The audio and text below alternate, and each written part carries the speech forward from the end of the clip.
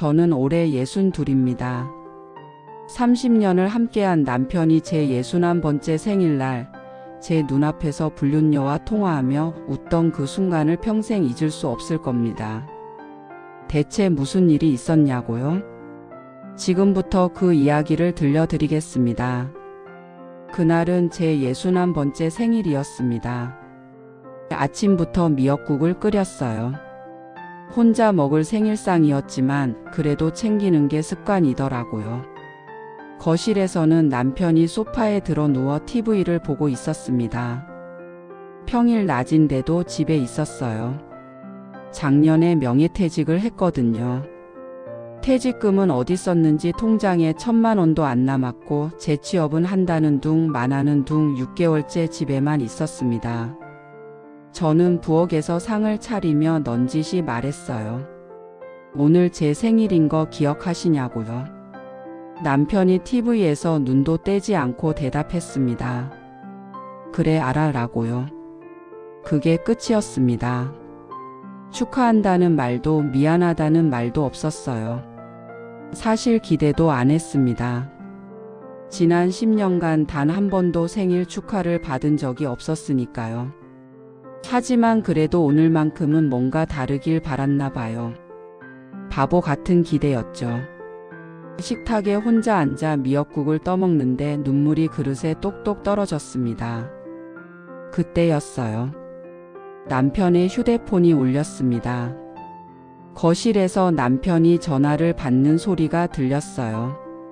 그런데 목소리가 이상했습니다. 평소와 달리 부드럽고 다정했거든요. 귀를 기울였습니다. 남편이 웃고 있었어요. 킥킥거리며 통화하는 소리가 부엌까지 들렸습니다. 나한테는 10년 넘게 그렇게 웃어준 적이 없는 사람이요. 궁금했어요. 누구랑 통화하길래 저렇게 웃는 걸까요? 부엌에서 살짝 고개를 내밀어 거실을 봤습니다. 남편이 소파에 비스듬히 누워서 휴대폰을 귀에 대고 있었어요. 입꼬리가 올라가 있었습니다. 그리고 뭐라 속삭이듯 말하더니 갑자기 벌떡 일어나서 안방으로 들어가 버렸어요. 문을 닫는 소리가 쾅 하고 났습니다. 이상했어요. 왜 방으로 들어가서 통화를 하는 걸까요? 불안한 예감이 들었습니다. 10분쯤 지났을까요? 남편이 방에서 나왔습니다. 옷을 갈아입고 있었어요. 외출복으로요. 저는 부엌에서 물었습니다. 어디 가시냐고요? 남편이 현관에서 구두를 신으며 대답했어요. 친구 만나러 간다고요. 제 생일날인데 나가시는 거냐고 물었더니 남편이 짜증 섞인 목소리로 말했습니다. 생일이 뭐가 중요하냐고요. 나이만 먹는 게 자랑스러운 일이냐고요. 가슴이 철렁 내려앉았습니다. 그리고 남편은 정말 나가버렸어요. 현관문이 쾅 닫히는 소리만 남기고요.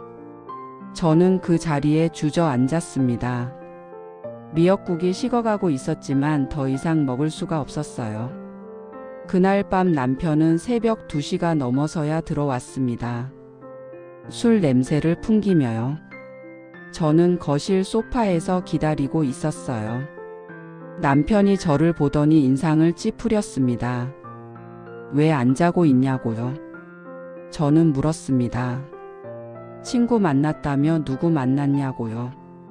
남편이 대답했어요. 회사 동기들 만났다고요. 거짓말이었습니다. 회사 동기들이라면 술 냄새만 나지 향수 냄새는 나지 않았을 테니까요. 그런데 남편 옷에서는 여자 향수 냄새가 났거든요. 저는 그걸 지적했어요. 향수 냄새가 난다고요. 남편이 코웃음을 쳤습니다. 요즘 남자들도 향수 뿌린다고요. 시대에 뒤떨어진 소리 하지 말라고요.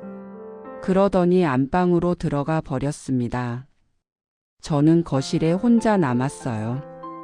가슴이 답답했습니다. 뭔가 잘못되어 가고 있다는 걸 느꼈지만 확신할 수는 없었어요. 아니, 확신하고 싶지 않았던 것 같습니다. 그 후로 일주일이 지났습니다. 남편의 외출이 잦아졌어요. 친구 만난다고 동창회 간다고 운동한다고요. 평일 낮에도 나가고 주말에도 나갔습니다.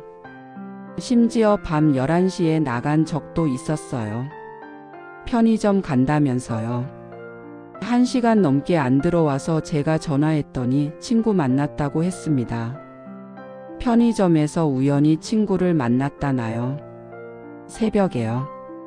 말이 안 되는 거짓말이었지만 남편은 태연했습니다. 저는 확인하기로 했어요. 다음 날 남편이 또 나간다고 했을 때 뒤를 밟았습니다. 남편은 지하철을 탔어요. 저도 같은 칸에 탔습니다. 다행히 사람이 많아서 들키지 않았어요. 새 정거장을 가더니 남편이 내렸습니다. 저도 따라 내렸어요. 남편은 역 앞 카페로 들어갔습니다. 저는 건너편 편의점에서 지켜봤어요. 10분쯤 지났을까요? 한 여자가 카페로 들어가는 게 보였습니다. 젊었어요. 너무 젊었습니다. 45쯤 되어 보였어요. 우리 딸이 38인데 그보다 조금 많아 보이는 나이였습니다. 키가 크고 날씬했어요. 긴 생머리를 한쪽으로 넘기며 카페 문을 열고 들어갔죠. 심장이 쿵쾅거렸습니다. 설마 저 여자를 만나러 온 건 아니겠지요. 하지만 예감은 틀린 적이 없더라고요. 카페 창문으로 안을 들여다봤습니다. 남편이 보였어요. 그리고 그 여자도요. 두 사람은 마주 앉아 있었습니다. 웃으며 이야기를 나누고 있었어요.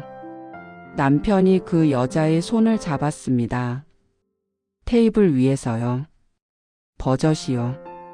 다리에 힘이 풀렸습니다. 편의점 유리창에 기대어 겨우 버텼어요. 눈물이 나왔지만 참았습니다. 더 봐야 했거든요. 더 확실하게요. 1시간쯤 지났을까요?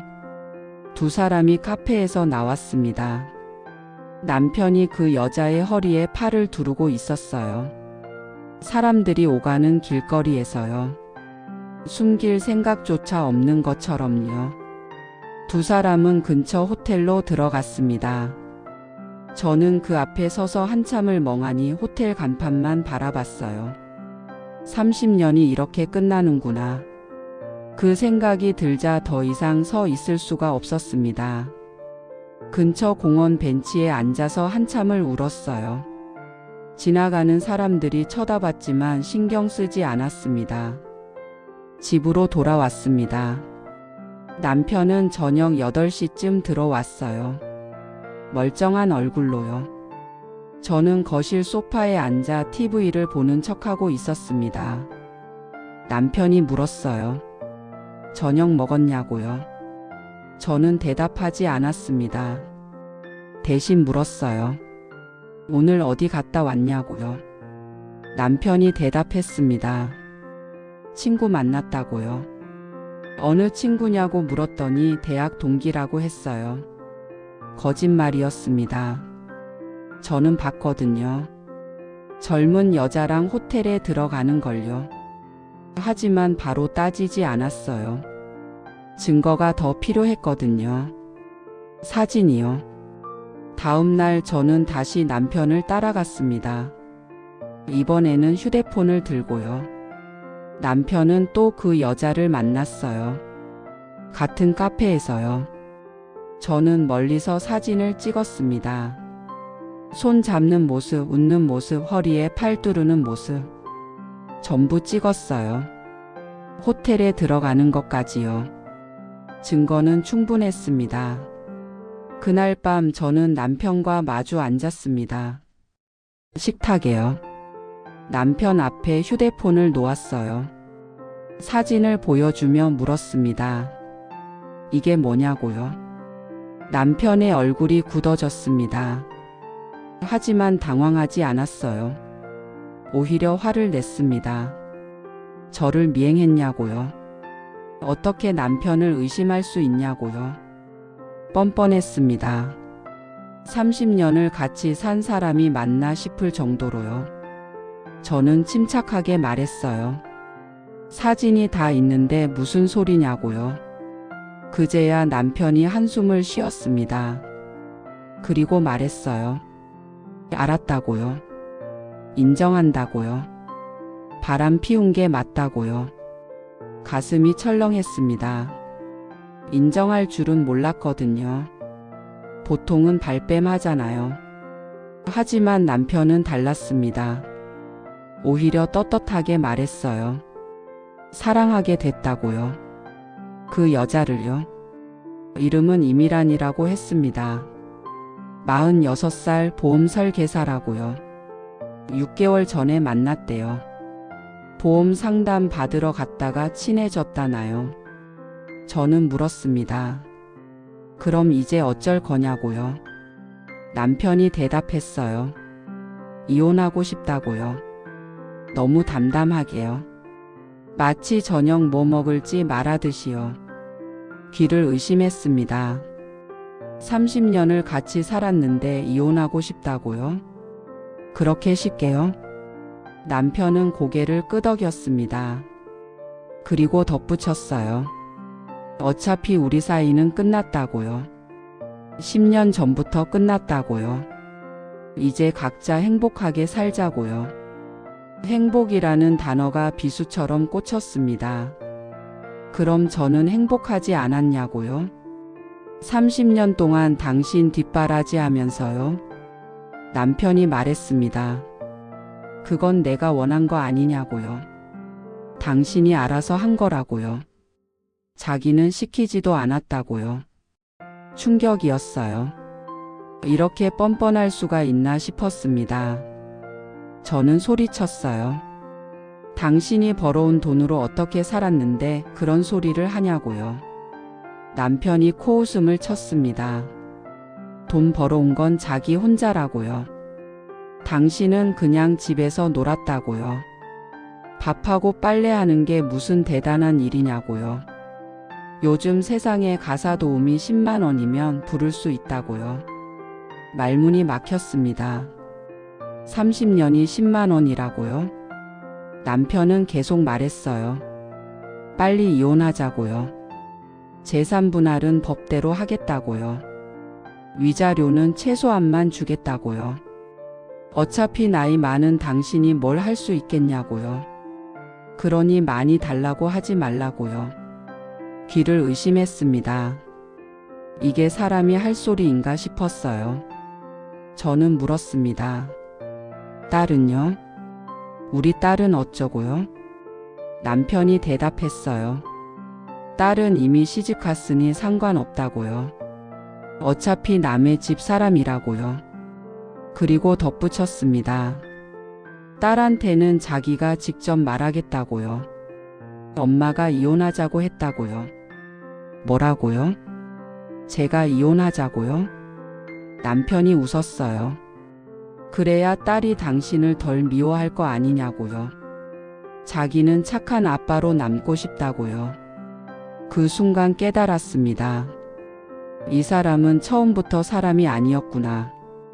제가 30년 동안 같이 산 사람은 괴물이었구나. 다음 날 남편은 짐을 챙겼습니다. 큰 캐리어 2개에 옷가지며 필요한 물건들을 넣었어요. 저는 부엌에 서서 그 모습을 지켜봤습니다. 남편이 말했어요. 당분간 밖에서 지내겠다고요. 이혼 서류 준비해 놓으라고요. 일주일 안에 도장 찍으라고요. 그리고 나갔습니다. 인사 한마디 없이요. 현관문이 닫혔어요. 저는 그제야 주저앉았습니다. 거실 바닥에요. 한참을 그렇게 앉아 있었어요. 눈물도 나오지 않았습니다. 너무 황당해서요. 30년이 이렇게 끝나는구나. 종이 한 장으로요. 딸한테 전화가 왔습니다. 사흘 뒤였어요. 수진이 목소리는 차가웠습니다. 엄마가 이혼하고 싶다며요?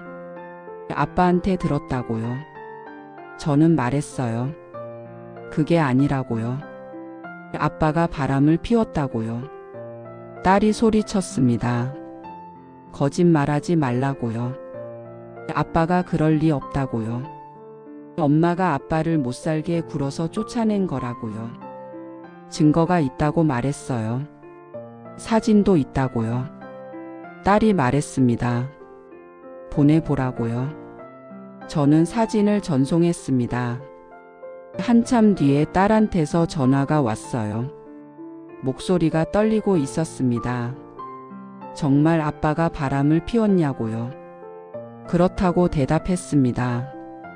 딸이 울었어요. 한참을요. 그러더니 말했습니다. 이혼하라고요. 그런 아빠랑 왜 사냐고요. 엄마 인생도 살아야 한다고요.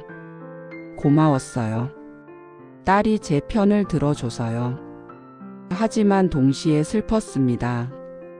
가정이 이렇게 무너지는구나. 변호사를 만났습니다. 친구 소개로요. 여자 변호사였어요. 40대 중반쯤 되어 보였습니다. 제 사정을 설명하고 사진을 보여줬어요. 변호사가 고개를 끄덕였습니다. 증거가 확실하니 유책 배우자는 남편이라고요. 재산 분할과 위자료를 충분히 받을 수 있다고 했어요. 얼마나 받을 수 있냐고 물었습니다. 변호사가 계산기를 두드렸어요. 집이 있냐고 물었습니다. 네, 있다고 대답했어요. 아파트요. 시세가 4억쯤 된다고요. 하지만 대출이 2억 있다고 했습니다. 그럼 순자산이 2억이라고요. 절반인 1억을 받을 수 있다고 했어요. 거기에 위자료까지 합치면 1억 3천 정도 될 거라고요. 1억 3천. 적은 돈은 아니었습니다. 하지만 30년의 대가치고는 초라했어요. 한 달에 36만 원 꼴이었으니까요. 그래도 그거라도 받아야겠다 싶었습니다. 변호사한테 부탁했어요. 최대한 받아달라고요. 재판이 시작됐습니다. 법정에서 남편을 봤어요. 남편도 변호사를 데려왔더군요.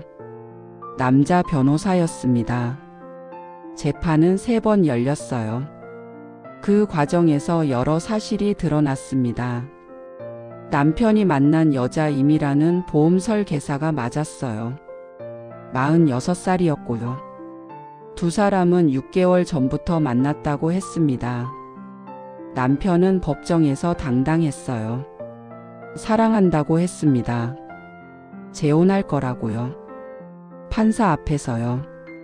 부끄러운 줄도 모르고요. 저는 그 모습을 보며 생각했어요.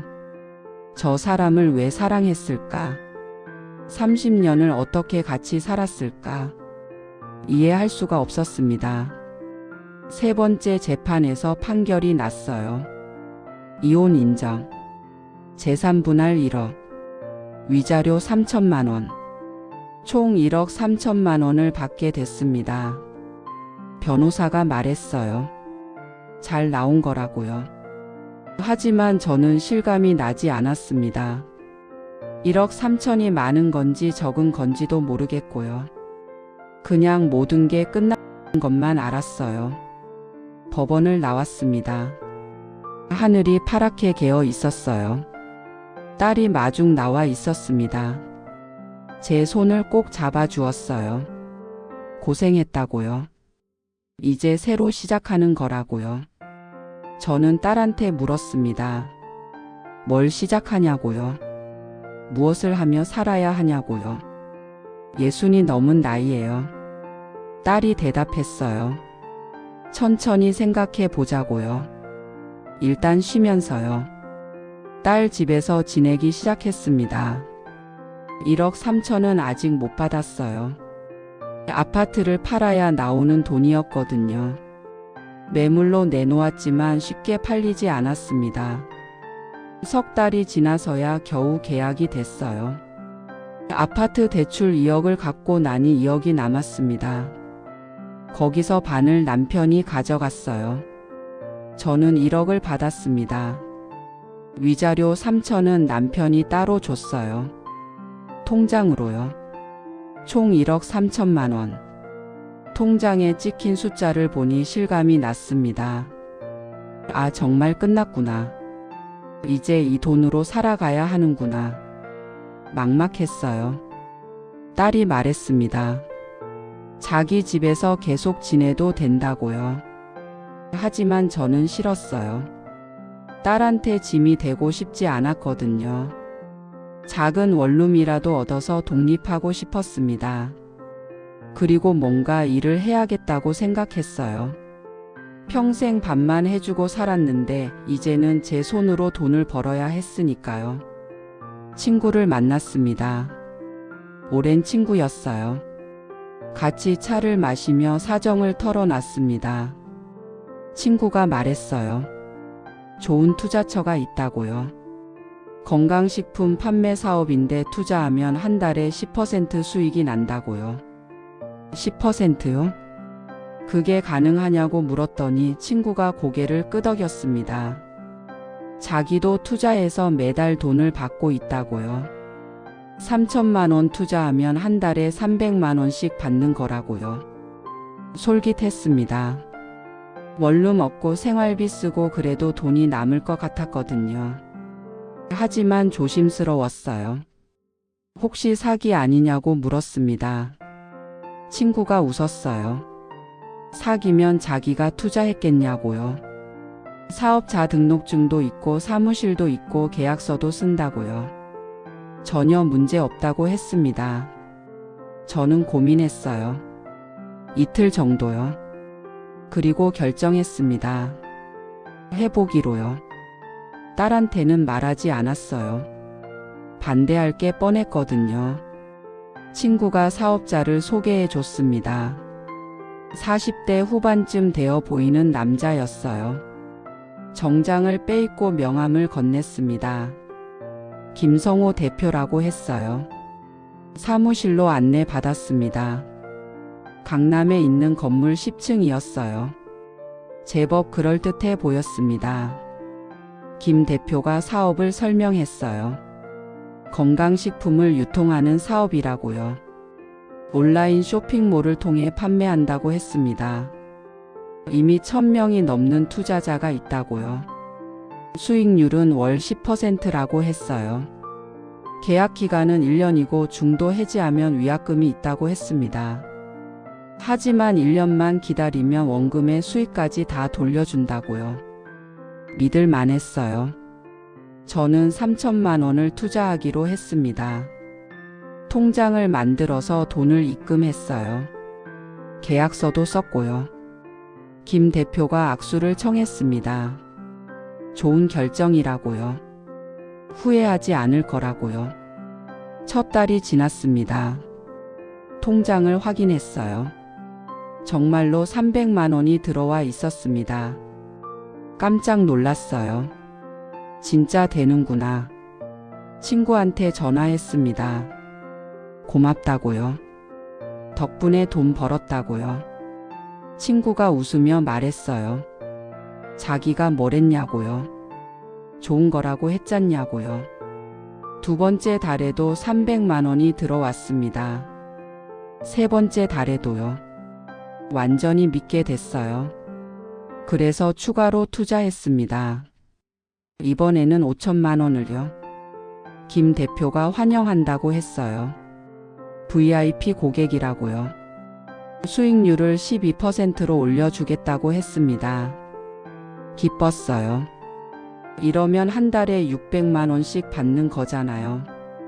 원룸도 얻고 생활도 하고 저축도 할 수 있을 것 같았습니다. 네 번째 달이었습니다. 수익금이 안 들어왔어요. 이상했습니다. 김 대표한테 전화했는데 안 받았어요. 문자를 보냈는데 답장이 없었습니다. 불안해지기 시작했어요. 친구한테 전화했습니다. 혹시 수익금 받았냐고요. 친구도 못 받았다고 했어요. 김 대표한테 연락이 안 된다고요. 심장이 철렁 내려앉았습니다. 다음 날 사무실로 찾아갔어요. 친구랑 같이요. 엘리베이터를 타고 10층으로 올라갔습니다. 복도를 걸어서 사무실 문을 열었어요. 텅 비어 있었습니다. 책상도 의자도 컴퓨터도 없었어요. 벽에는 페인트 자국만 남아 있었습니다. 다리에 힘이 풀렸어요. 복도에 주저앉았습니다. 친구도 울고 있었어요. 우리는 사기를 당한 겁니다. 8천만 원을요. 경찰서에 갔습니다. 신고했어요. 하지만 경찰이 말했습니다. 피해자가 너무 많다고요. 돈을 찾기는 어려울 거라고요. 김성호는 가짜 이름이었고 사무실도 한 달만 빌린 거였다고 합니다. 이미 해외로 도피했을 거라고요. 절망스러웠어요. 집으로 돌아왔습니다. 딸 집으로요. 딸한테 말할 수가 없었습니다. 며칠 동안 방에 틀어박혀 있었어요. 밥도 안 먹고요. 딸이 걱정했습니다. 어디 아프냐고요. 병원 가자고요. 저는 고개를 저었어요. 그냥 피곤하다고 했습니다. 일주일쯤 지났을까요? 더 이상 숨길 수가 없었어요. 딸한테 털어놨습니다. 사기당했다고요. 8천만 원을 날렸다고요. 딸의 얼굴이 하얗게 질렸습니다. 그러더니 한숨을 쉬었어요. 엄마, 왜 그런데 투자했냐고요. 왜 상의하지 않았냐고요. 미안했어요. 정말 미안했습니다. 딸이 말했습니다. 이제 남은 돈이 얼마냐고요. 5천만 원이라고 대답했어요. 딸이 고개를 끄덕였습니다. 그거라도 있으니 다행이라고요. 원룸 얻어서 독립하라고요. 자기가 도와주겠다고 했습니다. 고마웠어요. 하지만 동시에 비참했습니다. 딸한테 이런 신세를 지게 되다니요. 원룸을 얻었습니다. 역 근처 오래된 건물 2층이었어요. 방 하나, 화장실 하나. 그게 전부였습니다. 보증금 1,000만 원에 월세 50만 원. 남은 돈은 4천만 원이 됐어요. 생활비로 쓰면 1년도 못 버틸 금액이었습니다. 일을 구해야 했어요. 여기저기 알아봤습니다. 식당, 카페, 마트, 편의점. 하지만 전부 나이 때문에 거절당했어요. 60이 넘었다고요. 너무 많다고요. 젊은 사람 뽑겠다고요. 한 달 동안 20군데 넘게 떨어졌습니다. 절망스러웠어요. 그때 친구가 제안했습니다. 포장마차는 어떻겠냐고요. 가게 얻을 돈은 없으니까요. 포장마차면 1,000만 원이면 시작할 수 있다고 했어요. 고민했습니다. 60이 넘어서 포장마차를요? 창피하지 않을까요? 하지만 선택의 여지가 없었어요. 해보기로 했습니다. 친구가 도와줬어요. 중고 포장마차를 구해줬습니다. 800만 원짜리였어요. 장비도 있고 테이블도 있고 의자도 있었습니다.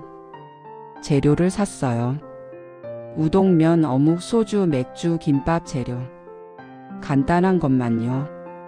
자리는 역 앞으로 정했습니다. 사람이 많이 다니는 곳이었으니까요. 첫날 밤이었습니다. 떨렸어요. 포장마차를 펼치는데 손이 덜덜 떨렸습니다. 지나가는 사람들이 쳐다봤어요. 창피했습니다.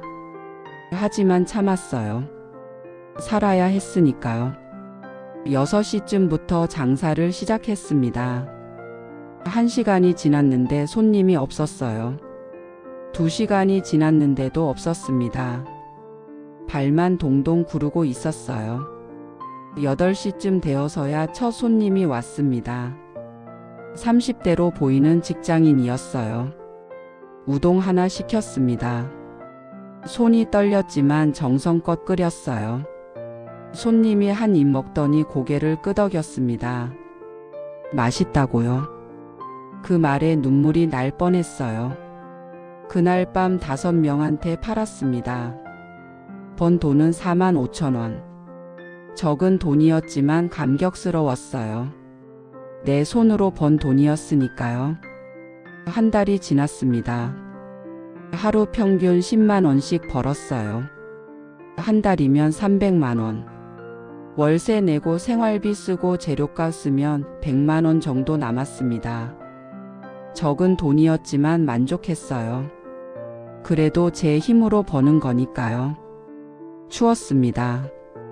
겨울이었거든요. 밤에 포장마차를 하면 손발이 얼었어요. 장갑을 껴도 시렸습니다. 손님들은 따뜻한 우동을 먹고 갔지만 저는 추위에 떨었어요. 집에 돌아가면 관절이 쑤셨습니다. 나이가 나이니까요. 하지만 참았어요. 다른 방법이 없었으니까요. 어느 날이었습니다. 밤 9시쯤이었어요. 한 남자가 포장마차 앞에 섰습니다. 익숙한 실루엣이었어요. 고개를 들었습니다. 심장이 멎는 줄 알았습니다. 남편이었거든요. 아니, 전 남편이요. 남편도 저를 알아봤어요. 얼굴이 굳어졌습니다. 한참을 서로 쳐다봤어요. 남편이 먼저 입을 열었습니다. 여기서 일하냐고요? 대답하지 않았습니다. 남편이 앉았어요. 우동 하나 달라고 했습니다. 저는 우동을 끓였어요. 손이 떨렸지만 티 내지 않았습니다. 우동을 내놓았어요.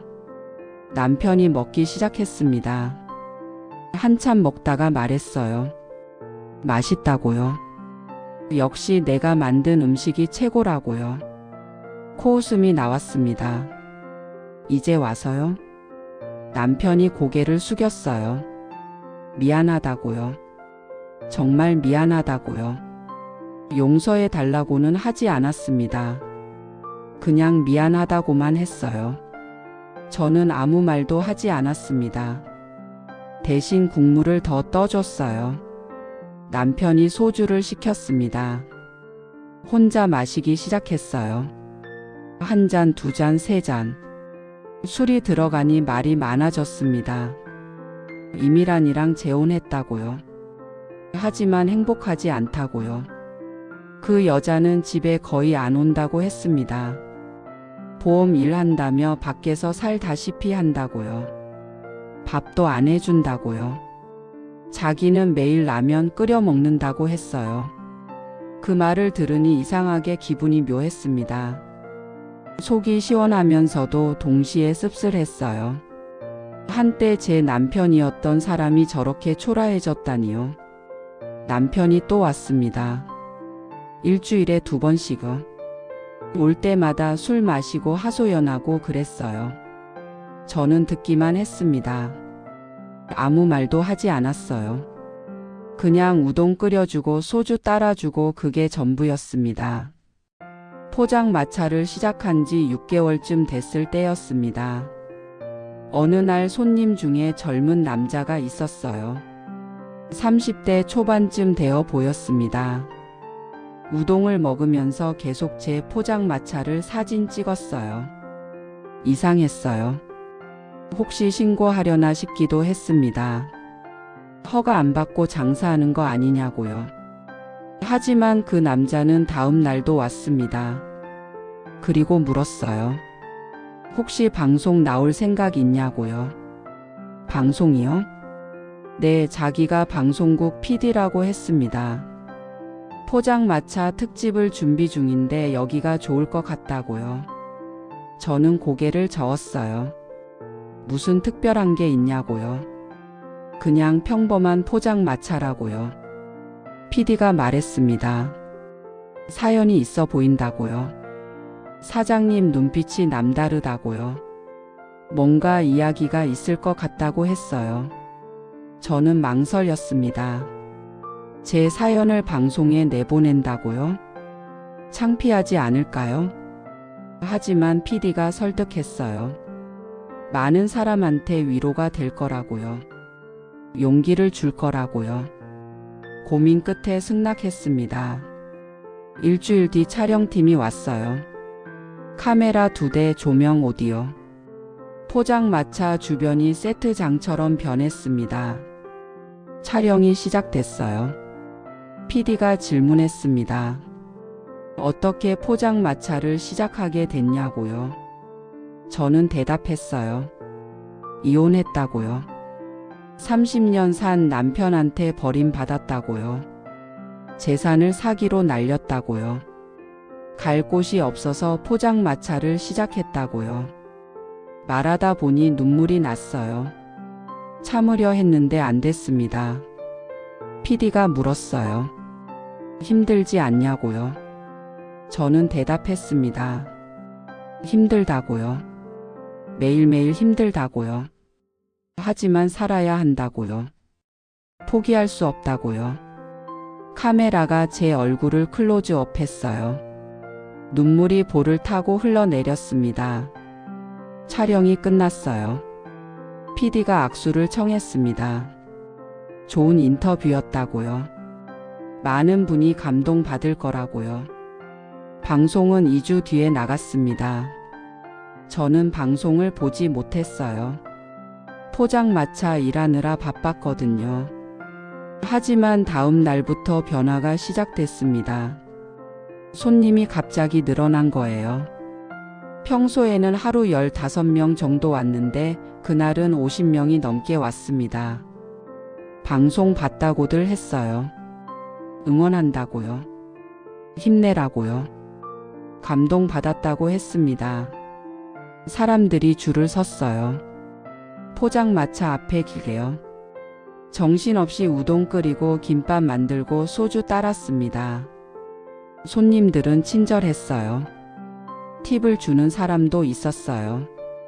10,000원씩 20,000원씩요. 받을 수 없다고 했더니 꼭 받으라고 했습니다. 그날 밤 100만 원을 벌었어요. 하루에요. 믿을 수가 없었습니다. 방송 이후 포장마차는 유명해졌습니다. SNS에 올라가고 기사에도 났어요. 맛집으로 소개됐습니다. 댓글이 수백 개 달렸어요. 응원한다고요. 꼭 가보고 싶다고요. 감동받았다고요. 매일 손님이 줄을 섰습니다. 정신없이 바빴지만 행복했어요. 한 달 뒤였습니다. 손님 중에 한 분이 제안했어요. 가게를 내보는 게 어떻겠냐고요. 자기가 투자하겠다고 했습니다. 5천만 원을요. 깜짝 놀랐어요. 모르는 분인데 왜 투자를 해주시냐고요. 그분이 말했습니다. 방송 보고 감동받았다고요. 꼭 성공하셨으면 좋겠다고요. 조건은 하나뿐이라고 했어요. 나중에 성공하면 수익금의 10%만 달라고요. 고민했습니다. 며칠을요? 딸과도 상의했어요. 딸이 말했습니다. 해보라고요. 엄마가 잘하실 거라고요. 결정했습니다. 해보기로요. 가게를 얻었습니다. 역 근처 상가 1층이었어요. 30평쯤 됐습니다. 인테리어를 했어요. 깔끔하게요. 테이블도 10개 놓고 주방도 제대로 갖췄습니다. 간판을 달았어요. 영숙이네 우동. 제 이름을 넣었습니다. 간판을 보니 뭉클했어요. 내 가게라는 게 실감났거든요. 오픈 날이었습니다. 개업 화환이 가게 앞을 가득 메웠어요. 딸이 보낸 거였습니다. 친구들도 보냈고요. 방송국 PD도 보냈어요. 손님이 줄을 섰습니다. 오픈 전부터요. 문을 여는 순간 손님들이 우르르 들어왔어요. 자리가 금방 찼습니다. 밖에서 기다리는 사람도 있었어요. 정신없이 바빴습니다. 우동 끓이고 김밥 만들고 서빙하고요. 직원도 2명 뽑았는데 모자랐어요. 그래도 행복했습니다. 이렇게 바쁜 게요. 첫날 매출이 200만 원이 나왔어요. 하루에요. 포장마차 때보다 2배였습니다. 투자해준 분한테 전화했어요. 감사하다고요. 덕분에 잘 되고 있다고요. 그분이 웃으며 말했습니다. 당연한 거라고요. 사장님이 잘하실 줄 알았다고요. 한 달이 지났습니다. 매출은 계속 올라갔어요. 한 달에 6천만 원. 비용 빼고 순이익이 2천만 원쯤 됐습니다. 믿을 수가 없었어요. 포장마차 할 때는 한 달에 100만 원 벌기도 힘들었는데요. 직원을 더 뽑았습니다. 총 5명이 됐어요. 가게는 아침 10시부터 밤 10시까지 열었습니다. 저는 주로 주방에 있었어요. 우동 국물 내고 김밥 재료 손질하고요. 손님들이 좋아했습니다. 맛있다고요. 정성이 느껴진다고 했어요. 그 말이 가장 기뻤습니다. 6개월이 지났습니다. 가게가 완전히 자리를 잡았어요. 단골 손님도 생기고 리뷰도 좋았습니다. 분점을 내자는 제안도 들어왔어요. 다른 지역에요. 고민했습니다. 할 수 있을까요? 하지만 해보기로 했어요. 투자자분이 또 도와주셨습니다. 1억을 투자해 주셨어요. 조건은 똑같았습니다. 수익금의 10%만 달라고요. 분점을 냈습니다. 강남에요. 40평짜리 가게였어요. 인테리어도 더 신경 썼습니다. 깔끔하고 모던하게요. 직원도 10명 뽑았어요. 본점에서 일하던 직원 1명을 점장으로 보냈습니다. 분점도 대박이 났어요. 오픈하자마자 손님이 몰렸습니다. 한 달 매출이 1억이 나왔어요. 순이익이 3천만 원이었습니다. 본점과 합치면 한 달에 5천만 원을 버는 셈이었어요. 꿈만 같았습니다. 1년 전만 해도 포장마차에서 떨고 있었는데요. 이제는 2개 가게 사장이 됐어요. 직원도 15명이나 됐고요. 그날은 분점 오픈 한 달 기념일이었습니다. 본점에 있었어요. 저녁 8시쯤이었습니다. 가게 문이 열리고 누군가 들어왔어요. 습관적으로 인사했습니다. 어서 오세요 라고요. 그런데 그 사람이 제 앞으로 왔어요. 고개를 들었습니다. 남편이었습니다. 아니, 전 남편이요. 오랜만에 보는 얼굴이었어요. 많이 수척해져 있었습니다. 남편이 말했어요. 잘 됐다면서요. 방송 봤다고요. 분점까지 냈다고요. 축하한다고 했습니다. 저는 대답했어요. 고맙다고요.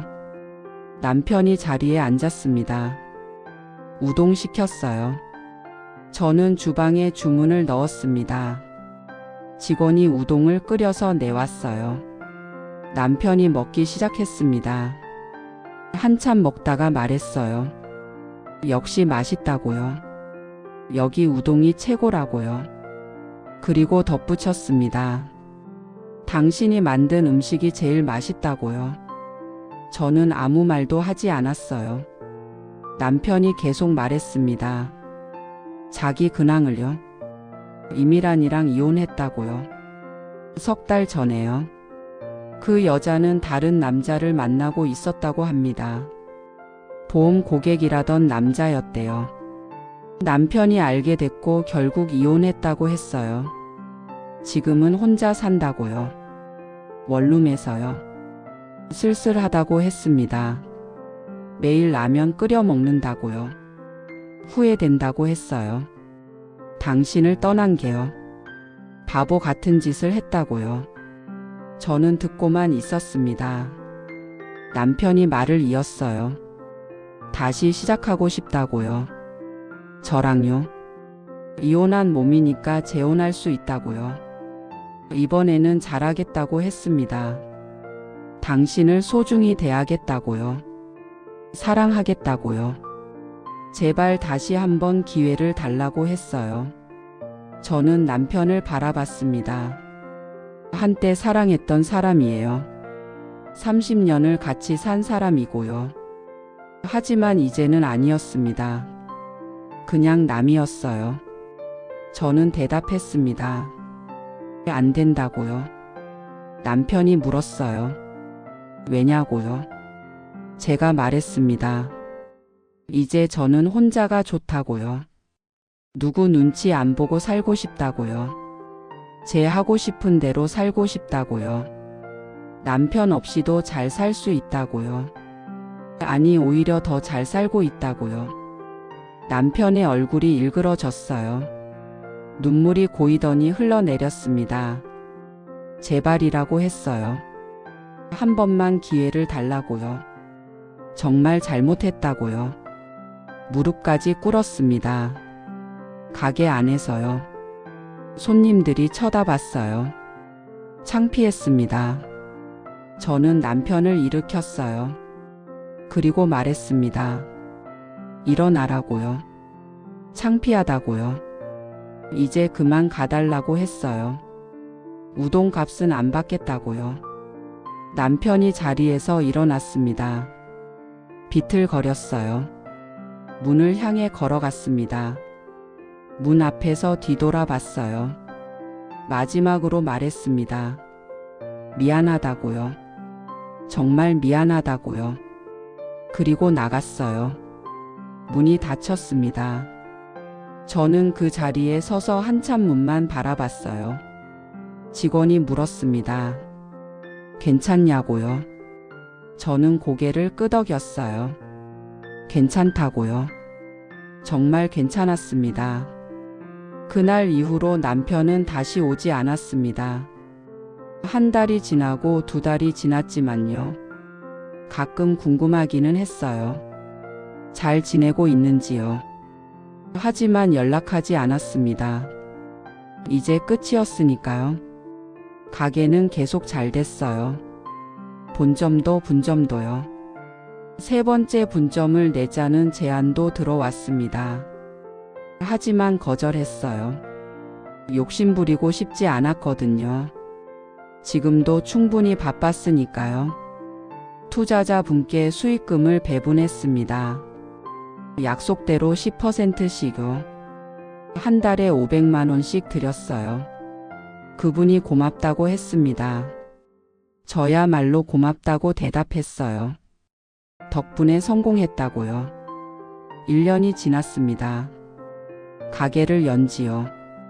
직원들이 축하해 줬어요. 케이크도 준비했습니다. 함께 나눠 먹으며 웃었어요. 행복했습니다. 진짜로요. 그날 밤 가게 문을 닫고 집으로 향했습니다. 제 원룸이요. 작년에 얻은 그곳에 아직 살고 있었어요. 더 큰 집으로 이사 가라는 딸의 권유도 있었지만 거절했습니다. 여기가 편했거든요. 크지 않아도 화려하지 않아도요. 제 공간이었으니까요. 집에 들어가서 샤워를 했어요. 따뜻한 물이 몸을 감쌌습니다. 피로가 풀렸어요. 거울을 봤습니다. 제 얼굴이 보였어요. 주름이 깊게 패였고 머리는 희끗희끗했습니다.